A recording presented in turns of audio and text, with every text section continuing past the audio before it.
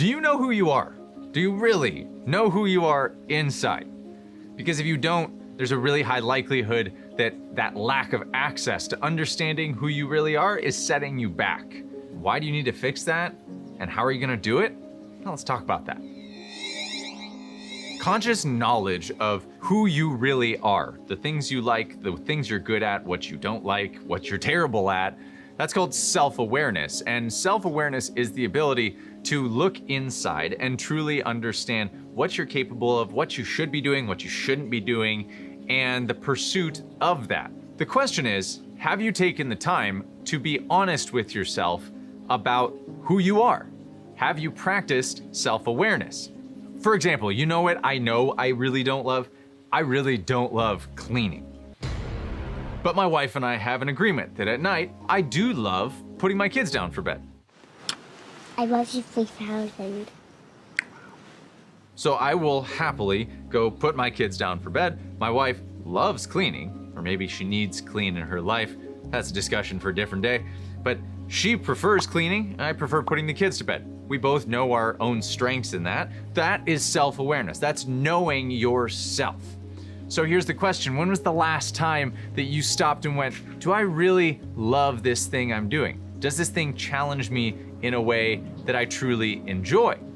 So what does a lack of self-awareness get you? Well, it typically gets you in a spot where it's almost impossible to find happiness or find the pursuit of something that actually feels right to you. And that's because without self-awareness, you find that you pursue things that you think you're supposed to pursue.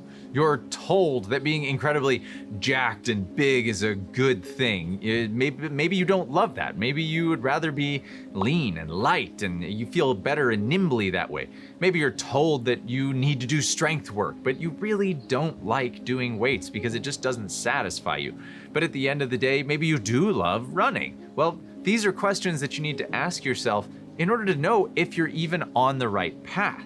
If you're being honest with yourself, this is going to help lay the foundation for what builds you as a complete person. And it means that you're going to find a way to achieve something that satiates you, that really gets you excited about life and makes you happier to the people around you.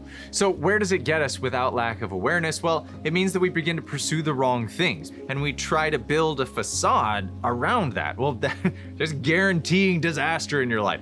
Do not do that. It's a recipe for not being happy. Instead, know your weaknesses, know your strengths, and just go at those strengths. And then all your weaknesses, stay away from those because you don't need to invest in your weaknesses. You may try to bump them up a little bit so they're not as weak, but why not lean into your strengths? Why not lean into the things that you are naturally going to enjoy? Because then you find you're not swimming upstream. Instead, you get to swim down the path of least resistance to really pursue the things that make you happy. And at the end of the day, that's the greatest thing that you can do for yourself, the people around you, the rest of your life, is making sure that you're happy. Fill your own cup, and then you can fill the cup of others around you. Put on your own air mask. I got so many of these. Put on your own air mask before assisting others. But that's the point. It goes a long ways because it's true. If you know your weaknesses, don't attempt to fake that they're not weaknesses. Just acknowledge that they're weaknesses. I've got lots of them. I do not love detail-oriented work. I love big picture thinking. And so I try to stay away from as much detail-oriented work as I can. And I try to be as much of a big thinker as I can and create opportunities for myself to dream and imagine and come up with these ideas.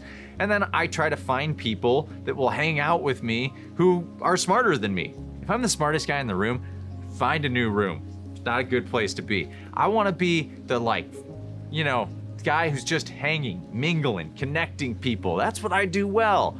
And I enjoy doing that. That's why I enjoy putting out videos and building the community of Dark Horses out there. That's why I enjoy connecting with you. It's because I love bringing you all together. I'm not the smartest man here. I just enjoy talking about rowing and lifestyle and helping you to achieve what you want to achieve. But I don't claim to have all the answers. I'm not the expert. I don't love the detail stuff, but I do love the big picture stuff. And I know that I can help you get there when we can focus on things like self-awareness. So how do you land on good self-awareness? It begins with making sure you ask questions of yourself constantly, and you have the ability to be self-critical. Many people don't, or they don't want to admit to themselves that they have weaknesses. Well, newsflash, we all have weaknesses. Admit it, accept it, find yours, and be okay with it. There's not a person in this world that is perfect. By accepting that you have weaknesses, it means that you can lean into your strengths and be really good at some things. But when you try to pretend that you don't have any weaknesses, well, you just end up mediocre at everything. So ask questions of yourself, be self-critical, ask the people around you for critical feedback, and then just zip the lips.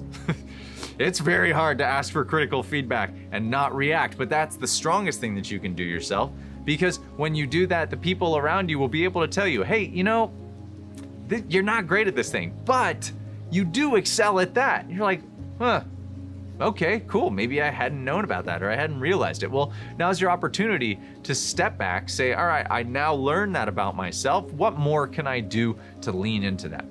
And the more you can lean into it, the more you discover more about yourself, and you can grow into happiness, you can grow into better relationships, you can grow into success, you can grow into better fitness, all these different areas of your life. But it all begins with self-awareness. So what have you learned in your life that you have been able to step back from and learn? Tell me this in the comments below. Sometimes it's helpful to say it out loud because it helps you to recognize that that thing is a reality. Sometimes we can keep it in our brains locked up and we can have a half-truth to it by not saying it out loud. But when you say the thing out loud, it becomes much more tangible and easy to act on. So what are your weaknesses? What are your strengths? How did you learn those? I think that's the interesting question most of all. How did you learn that about yourself? Tell me in the comments below, because I'm sure other dark horses out there want to know. They want to learn how others have gone through that exercise, how they've gotten to that point of self-awareness, and how they've grown through it. And if you haven't, make sure that you hit that subscribe button, because I want to be here for the next one with you and make sure that we can continue to learn and grow together. So I'll see you in the next video. Thanks for hanging out with us, dark horses.